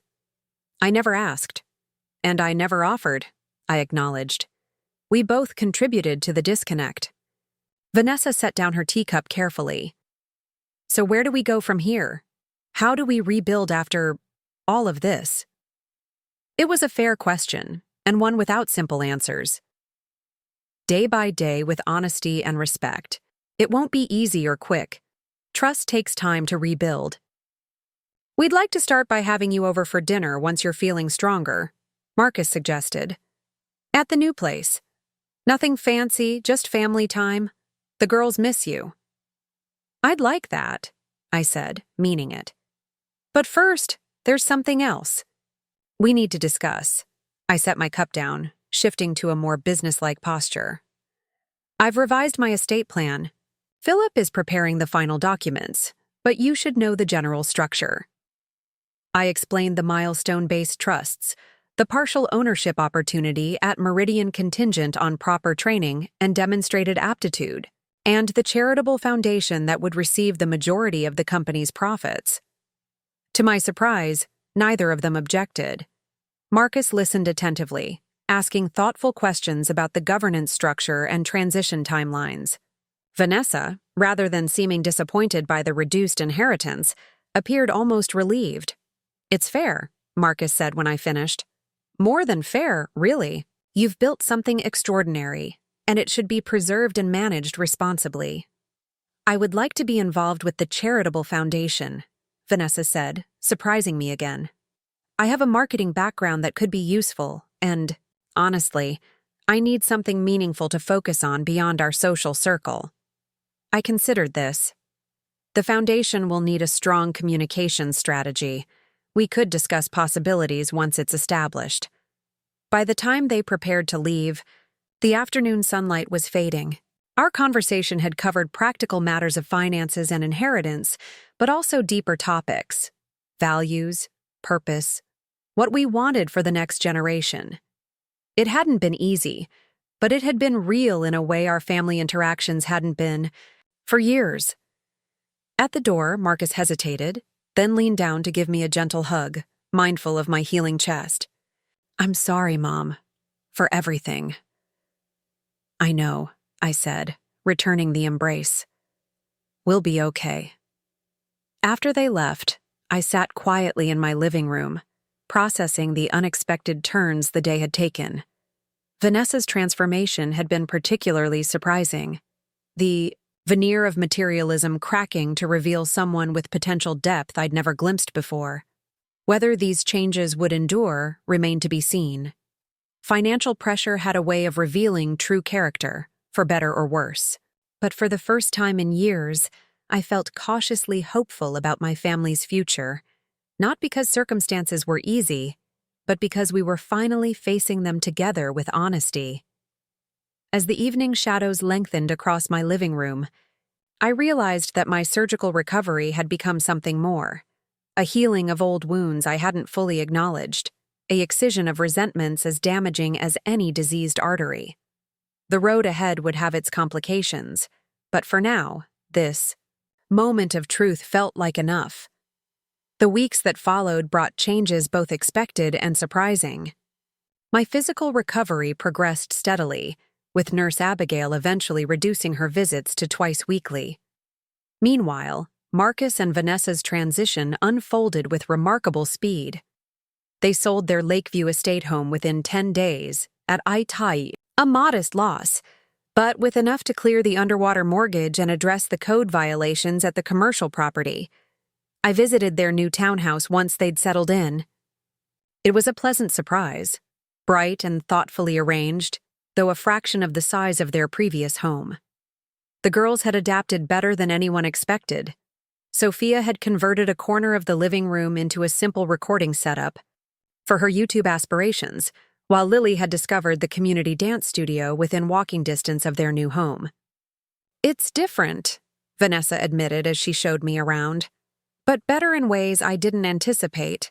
We're actually eating dinner together most nights. Before, everyone was so scattered in that big house, we rarely saw each other." This new version of Vanessa continued to surprise me. The designer clothes and status symbols had given way to a more practical aesthetic. She'd even taken a part-time position with a local marketing firm, her first paid employment since before her marriage to Marcus. "I'd forgotten what it feels like to earn my own money," she confessed during one of our increasingly frequent conversations. "It's not much, but it's mine." Marcus, meanwhile, had approached his financial challenges with unexpected resourcefulness.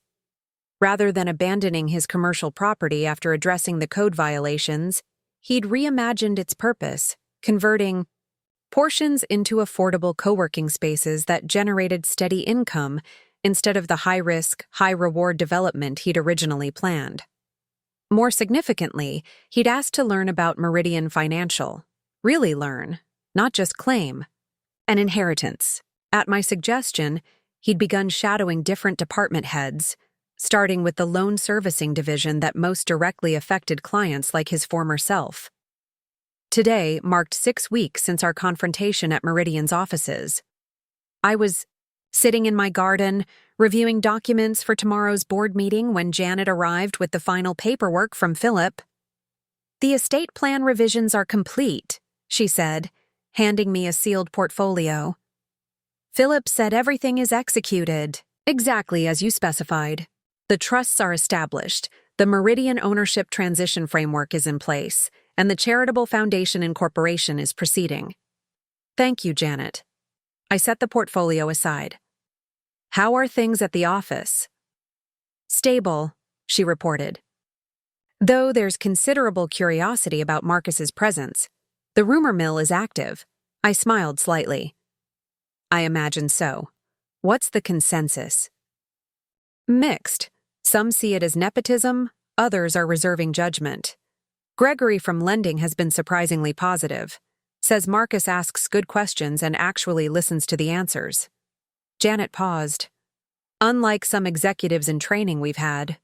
This was high praise from Gregory, who was notoriously demanding of anyone learning the business. And how are you feeling about all of this?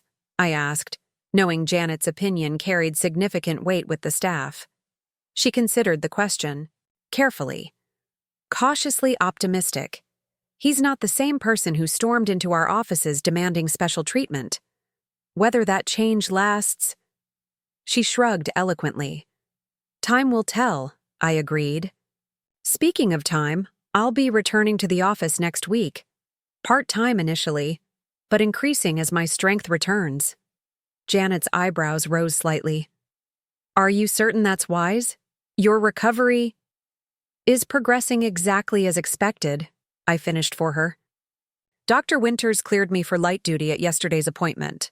And frankly, Janet, I need the mental stimulation. There are only so many gardening books one can read. She smiled at that. The executive team will be relieved. Acting decisions have been piling up in your absence.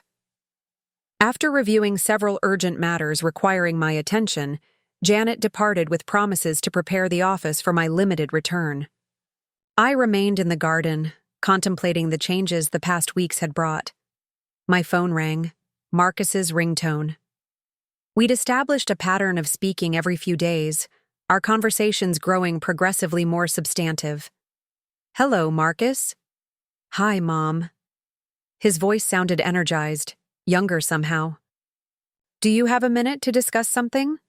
Of course. I've been thinking about our commercial property situation. The co-working conversion is going well, but there's still the east wing that needs development.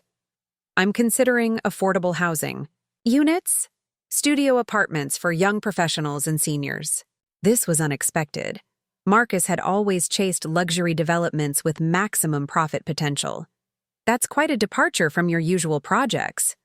I know, he acknowledged, but after working with Gregory in the loan division, I've been seeing how many qualified people struggle to find appropriate housing.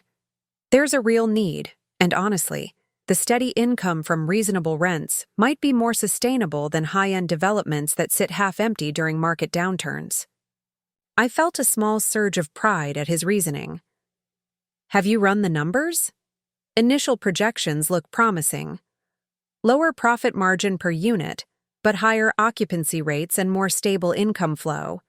I'd like to get your thoughts on the financing structure I'm considering. We spent the next 20 minutes discussing capital requirements, debt servicing, and long-term management considerations. It was the kind of practical, detailed conversation we'd never had before. One professional to another, without pretense or posturing. This sounds viable, I concluded.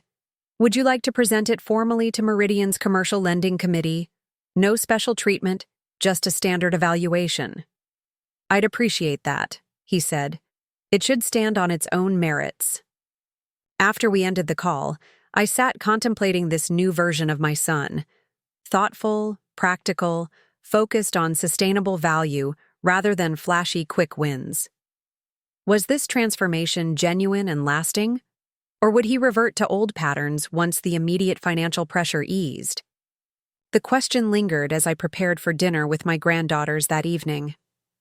Marcus and Vanessa had suggested the girls spend more time with me during my recovery, a welcome change after years of limited contact. Sophia and Lily arrived, at 5, driven by Vanessa who declined to stay, giving us space for grandmother time as she called it. Grandma, wait until you see what I brought. Lily, at 12, retained the exuberance of childhood despite her older sister's attempts to instill teenage sophistication. She pulled an art portfolio from her backpack. I made these in my new art class. The drawings were surprisingly good, detailed, botanical sketches that showed genuine talent. "These are wonderful, Lily. You've captured the structure of the flowers beautifully." She beamed at the praise. "My art teacher says I have a good eye for detail.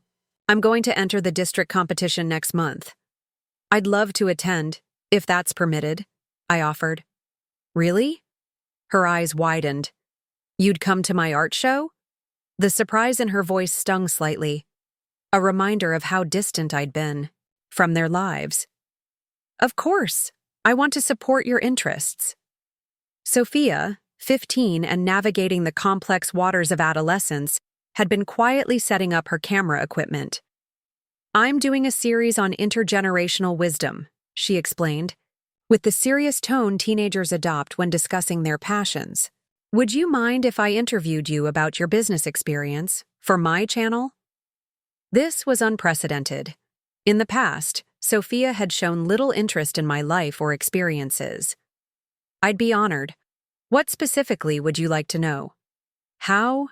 You started your company as a woman in finance back when it was even harder than it is now. How you balanced being a mom and a CEO." She adjusted her camera settings with practiced ease. "My followers are really interested in women entrepreneurs who broke barriers." "Your followers?" I inquired. "I have almost 5,000 subscribers now," she said with casual pride. "My content focus has shifted. It used to be just lifestyle and fashion hauls, but now I'm doing more substantive topics. Dad says it's better personal branding for college applications anyway." Over dinner, a simple meal I'd prepared with my limited energy, both girls shared stories about their new school, neighborhood, and developing interests. The absence of their previous materialistic focus was striking. Lily described a community garden project she'd joined, while Sophia discussed a financial literacy club she was helping to establish at her high school. "Dad's been teaching us about budgeting and investing," Sophia explained between bites of chicken. "He says understanding money is power, especially for women." "That's very true," I agreed, hiding my surprise at Marcus taking on this role. "Financial independence gives you options in life. Mom's helping too," Lily added. "She showed me how to compare prices at different stores and find the best value. She never used to care about that stuff before." After dinner and dessert, as we sat in the living room while Sophia conducted her interview, I observed my granddaughters with new eyes. They were adjusting, even thriving, under their parents' new approach. The entitlement I'd worried about, seeing in them, seemed to be giving way to something more grounded, more genuine. When Vanessa arrived to pick them up, she lingered in the doorway, watching Sophia pack her equipment. "They've missed so much time with you," she said quietly. "I take responsibility for that. I didn't value family connections the way I should have. We're creating new patterns now," I replied. "That's what matters." After they left, the house felt oddly empty, echoes of laughter and teenage enthusiasm lingering in the silence. I made myself a cup of tea and settled in my favorite chair to review tomorrow's board meeting agenda. The future I was now envisioning had shifted dramatically from what I'd expected even 2 months ago. Instead of Marcus eventually inheriting Meridian as a trophy to mismanage, I could now see the possibility of him earning a meaningful role through genuine understanding and effort. Instead of my granddaughters growing up with materialistic values and entitlement, I could hope for young women with perspective and purpose. And perhaps most surprisingly, instead of the lonely retirement I'd unconsciously been preparing for, marginalized by my son's family and gradually forgotten, I might enjoy genuine connection with the next generations of my family. None of it was guaranteed, of course. People could backslide, old habits could resurface when pressure eased. The true test would come with time, as novelty faded and consistency was required. But as I prepared for sleep that night, I felt something I hadn't expected to find through this painful journey. Hope. Not blind optimism, but a measured hope grounded in the tangible changes I'd witnessed. Tomorrow would bring my first board meeting since the surgery, the formal signing of my revised estate documents.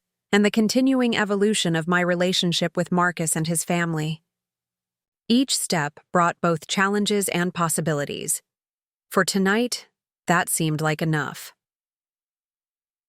1 year later, I stood at the podium in Meridian Financial's newly renovated conference center, surveying the gathered employees, board members, and special guests.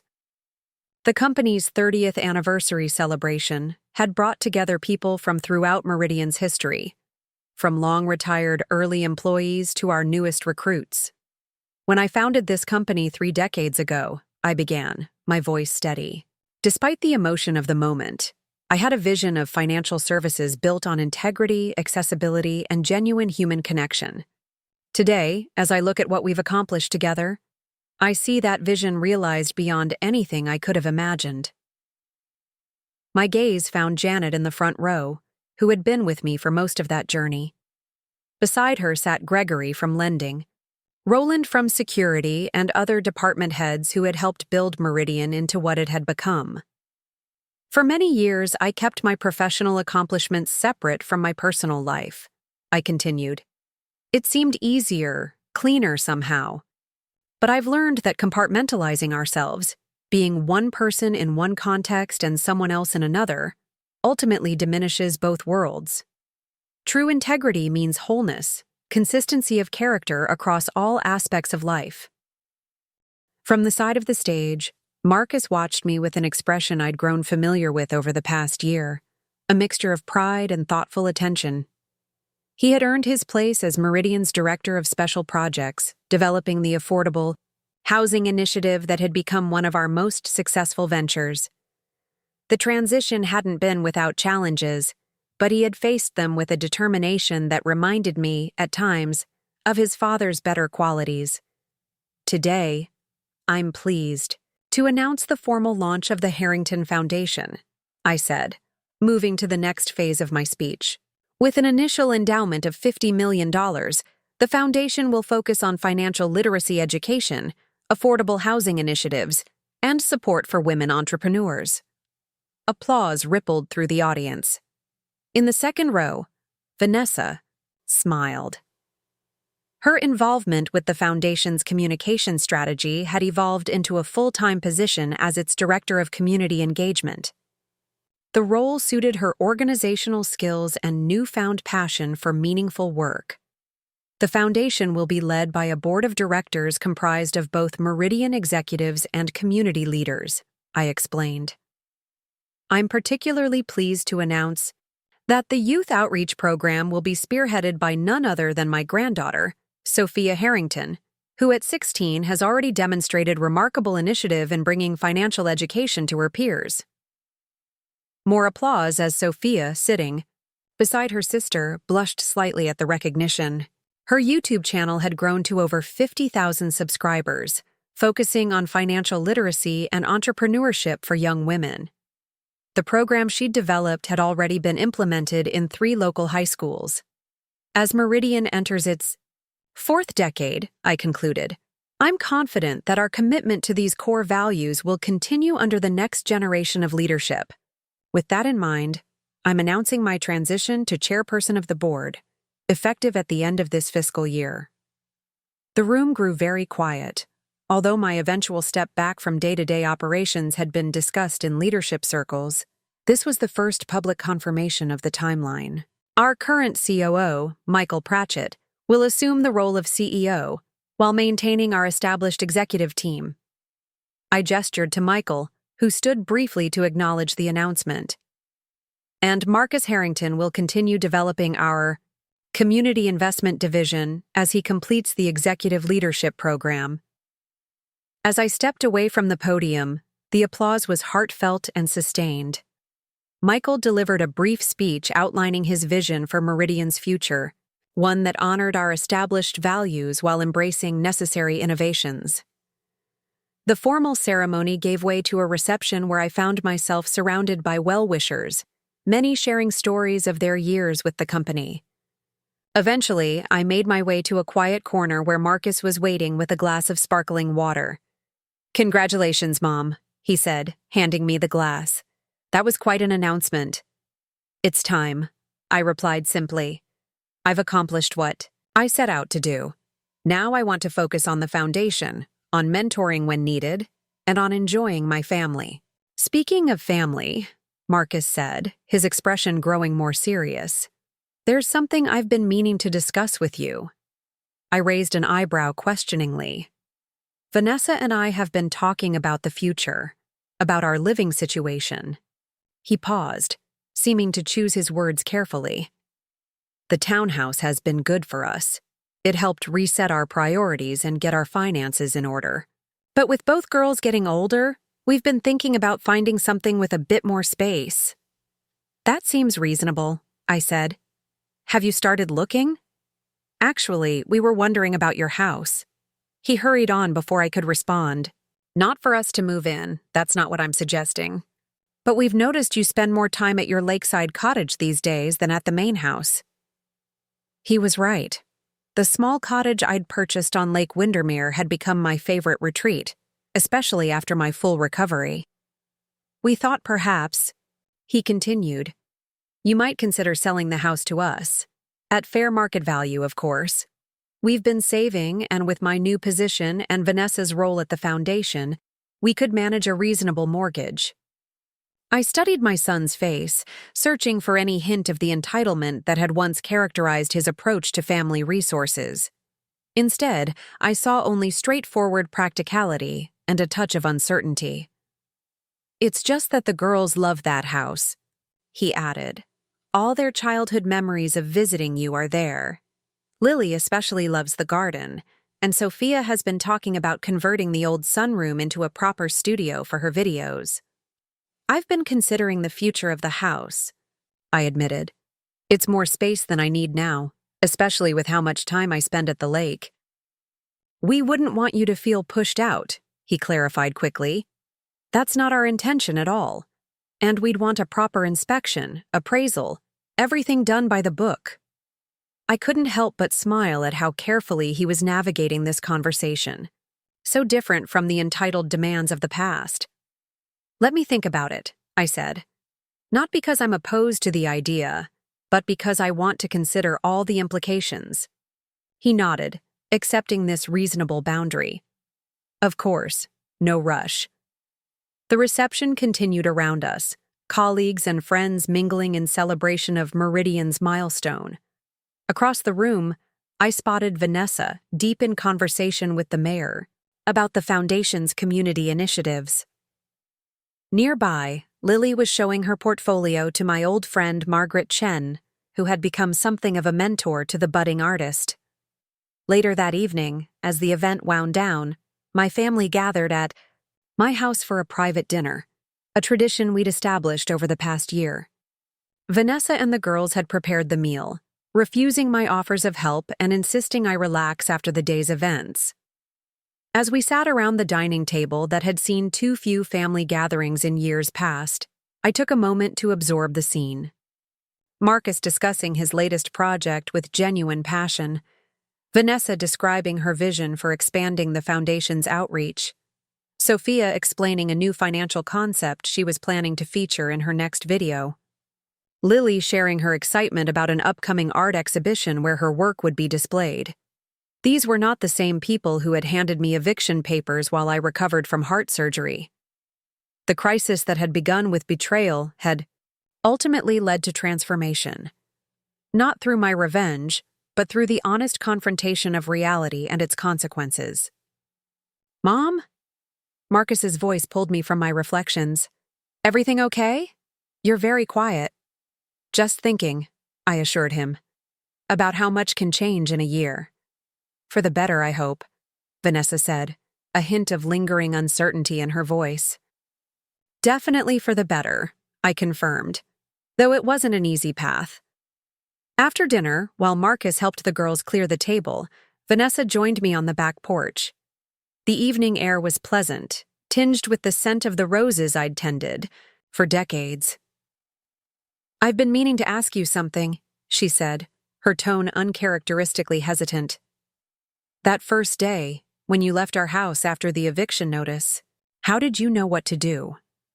How did you find the strength to stand up to us instead of just giving in? I considered the question carefully.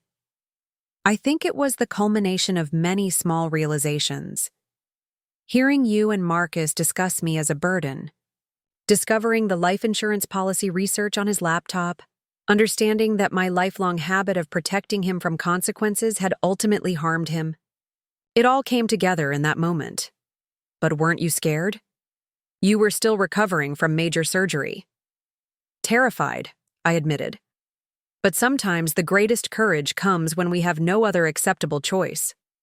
I couldn't continue enabling behavior that was destructive to all of us. Vanessa nodded slowly. I've been thinking about that a lot lately. How easy it is to follow the path of least resistance, even when it's leading somewhere you don't actually want to go. Marcus and I were so caught up in appearances, in what we thought success should look like, that we lost sight of what really mattered. And now? I prompted gently. A genuine smile spread across her face. Now, I wake up every morning excited about meaningful work, about making a difference through the foundation. I have real relationships with my daughters instead of just managing their activities. Marcus and I actually talk, really talk, instead of just coordinating schedules. She glanced through the window to where Marcus was laughing with the girls. It's not perfect. We still argue about money sometimes. The girls still complain about not having their own bathrooms. But it feels authentic in a way our old life never did. As the evening came to a close and they prepared to leave, I made a decision. Marcus, I said, pulling him aside. About the house, let's have the appraisal done next week. If you and Vanessa are serious about purchasing it, I think it would be wonderful to keep it in the family. His eyes widened. Are you sure? We don't want to rush you. I'm sure, I said firmly. The lake cottage has become my true home now. This house deserves a family who will fill it with life again. After they left, I walked slowly through the rooms that had witnessed so much of my life's journey, joy and grief, triumph and challenge, loneliness and connection. Selling it to Marcus and his family felt right, not as a concession or a gift, but as a transfer between equals, acknowledged and valued appropriately. As I prepared for bed, I reflected on the unexpected journey of the past year. What had begun as a profound betrayal had catalyzed growth I never could have anticipated, not just in Marcus and Vanessa, but in myself as well. I had learned to stand in my full truth, to integrate all aspects of my identity rather than compartmentalizing them. I had discovered that sometimes the most loving action isn't sacrifice or protection, but the courage to allow natural consequences to unfold. The pain had been real, the betrayal genuine. Yet from that difficult soil had grown something I'd almost given up hoping for. A relationship with my son and his family based on mutual respect rather than obligation or entitlement. Tomorrow would bring new challenges, finalizing my transition, at Meridian, developing the foundation's initiatives, navigating the evolving dynamics with Marcus as both family and colleague. But tonight, as I drifted toward sleep, I felt a profound sense of completion. Not of my life's journey, but of a chapter that had needed to end before a new one could begin. Sometimes, I reflected as sleep claimed me, our greatest gifts arrive, disguised as our deepest wounds. The key is having the courage to look beyond the pain to the possibility of transformation waiting on the other side. Up next, you've got 2 more standout stories right on your screen. If this one hit the mark, you won't want to pass these up. Just click and check them out.